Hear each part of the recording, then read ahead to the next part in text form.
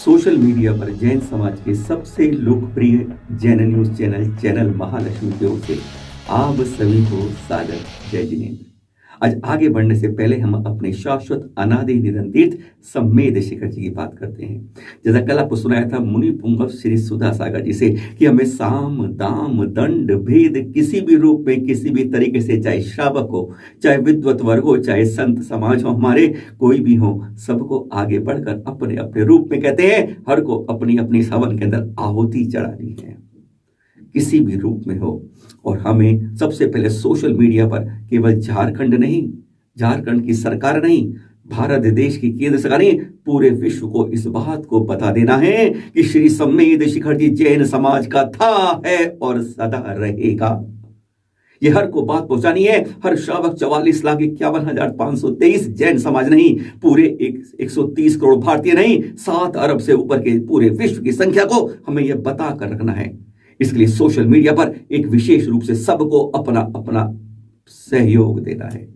ध्यान रखिएगा, शाश्वत निधन तीर्थ सम्मेद शिखर जी जैनों से ना रुकेगा ना हटेगा, जैनों के साथ था और जैनों का ही रहेगा। और आज हम बात करते हैं सबसे पहले तो आज हम बात कर रहे हैं कुछ और। कहते हैं नेकी कर दरिया में डाल, भूल जाओ क्या नेकी करी, पर कहते हैं पर यहां तो नेकी कर और अपनी जान आफत में डाल। और उससे भी गहरा हो जाता है, अब नेकी कर और यहां इस दुनिया से उठ जाने को मजबूर होना पड़ता है। यह कहानी है 29 साल के पवन जैन की, सागर जिले के गोर झामर ग्रामीण क्षेत्र से। 17 दिसंबर से 17 जनवरी, मात्र इन 31 दिनों में वह कुछ हो गया जो कोई नहीं सोच सकता। 17 दिसंबर की बात थी जब घटना थी कि उनके पास में ही एक शराब की दुकान चलाते हैं। भैया ने गए, मना गया पवन ने कि भैया ऐसा मत करो, ये अच्छी बात नहीं है, महिलाएं भी हैं, बच्चे भी हैं, सब है, और तुम इस तरीके से शराब की दुकान चलाकर सबको बिगाड़ रहे हो। जवाब में 2 थप्पड़ मिलते हैं और मार पिटाई होती है उसके साथ। 29 साल का जैन युवा करने क्या गया था और क्या हो गया। वह कहता है फिर चलो, कानून तो अंधा होता है, पर कानून के रक्षक तो मेरी जान बचाएंगे, मेरी बात सुनेंगे, मेरी बात सुनकर मेरी शिकायत को नोट करेंगे। वह थाने में पहुंच जाता है और कहते हैं कानून के रक्षक ही उसके लिए जब ऐसे हो जाए, अंधे की तरह हो जाए, वह भी कहते हैं डांट डपट कर भगा दे, चल यहां से 9-2-11 हो जा। चुपचाप लौट कर आ जाता है। क्या मुझे चुप रह जाना चाहिए? क्या गलत बात के लिए किसी को आवाज नहीं उठानी चाहिए? पर कहता है उसका मन नहीं माना। वह दोबारा हिम्मत करता है, समझाता है, लेकिन फिर वही मारपीट का सिलसिला होता है। फिर वह दोबारा जाता है थाने के अंदर, भाई ऐसा हो रहा है, रोकिए इसको, समाज बिगड़ रहा है, महिलाएं बिगड़ रही हैं, सबके सामने ये अच्छा नहीं हो रहा है। पर कहते हैं जब हमारे यहाँ ना चोर के साथ जब उसको बचाने वाला मिल जाता है, यह मिली भगत हमारे यहाँ बहुत चलती है, हमारे देश में खास तर चलती है। मध्य प्रदेश के सागर की बात है, यहाँ भी कुछ ऐसी ही 60 गांठ चलती है। उन्होंने कुछ नहीं कहा और एक अवामीर कह दिया, अगली बार आया तो टांगे तोड़ दी जाएंगी। कुछ इस तरह का वाकया हुआ। वह घबरा गया, क्या करें उसकी समझ नहीं आया, क्योंकि अब वह जब भी गुजरता वह उसको ताने देते, बहुत कुछ कहते, मेंटली रूप से डिस्टर्ब कर दिया, और कभी कभी छीटाकशी बहुत हद तक बढ़ जाती थी।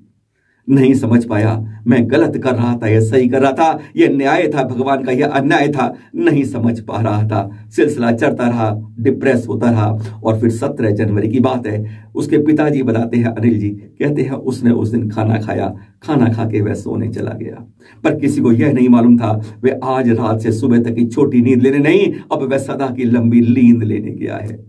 जब सुबह देखा तो उसे फंदे से झूलता पाया और वह एक सुसाइड नोट लिखकर चला गया था। उसने कहा कि इसके लिए दोषी आज का समाज है, आज की पुलिस है, और आज के जो गलत काम करते हैं वह लोग हैं। इस कारण मैं माँ बाप को छोड़कर आज जा रहा। फंदे से झूल गया 29 साल का युवा। मां सुमन रोती रोती बताती है कि ऐसी घटना हो गई, जिस बच्चे को मैंने रात को खाना खिलाया, आज सुबह वह पूरी तरह से नींद से उठ नहीं पाया है। वह तो पूरे समाज के लिए शराब की दुकान को रोकने गया था। यहाँ पर महिलाएं होती हैं, बच्चे होते हैं, सब इस तरह से बेकार होते जा रहे हैं, उनको बचाने गया था मेरा एक बेटा। और उस बेटे को ही जैसे इन समाज के लोगों ने ले लिया, जिन कानून के रक्षक होते हैं उन्होंने ही जैसे उसके लिए भक्षक बन गए। लाश को लेकर उसके माता पिता हाईवे पर पहुंच जाते हैं, नरसिंहपुर हाईवे के ऊपर पूरा जाम हो जाता है, ग्रामीण सब साथ आ जाते हैं। यह तो अन्याय है सरकार की ओर से, प्रशासन की ओर से, जो बचाने आता है आज वही नहीं बच पाया है। पूरा जाम लग जाता है सड़कों पर, एकदम एसपी आते हैं, समझाते हैं, कहते हैं भाई एसडीओपी को बुलाते हैं पूजा जी को और कहते हैं इसकी जांच करो। अरे जांच के बाद अब पवन तो वापस नहीं आएगा। 29 साल का युवा जो कुछ जागरूक करने आया था, अब वह तो वापस नहीं आएगा। उसके चाचा मामा जी शैलेंद्र शिकायत दर्ज कराते हैं। 5 के नाम शिकायत दर्ज होती है सौरवादी के खिलाफ, पर अब कार्रवाई होगी। इस कार्यवाही से क्या होगा? जो जेल जाएगा, छोटी सजा पाके फिर खुल जाएगा। पर जिसने ये अलख जलाई थी कि शराब बंदी होनी चाहिए, जगह जगह बिगड़ना नहीं चाहिए, उसे सरकार की ओर से क्या मिलता है? पुलिस डांट कर भगा देती है और जो करते हैं वो मारपीट करते हैं और एक जैन युवा हमारे से चला जाता है। चिंतन छोड़ जाता है कि देखो अच्छा करोगे तो क्या मिलेगा। सुनाता गए नेकी कर दरिया में डालते हैं, पर यहां तो फंदे पे झूलने को मजबूर हो जाता है। फिर मिलेंगे आपसे नई जांचकारी के साथ। शिखर जी, बचाना है, हमको आगे बढ़ना है, पर इस तरह की घटनाओं से दिल में चोट तो जरूर पहुंचती है। सादर जय जिनेंद्र।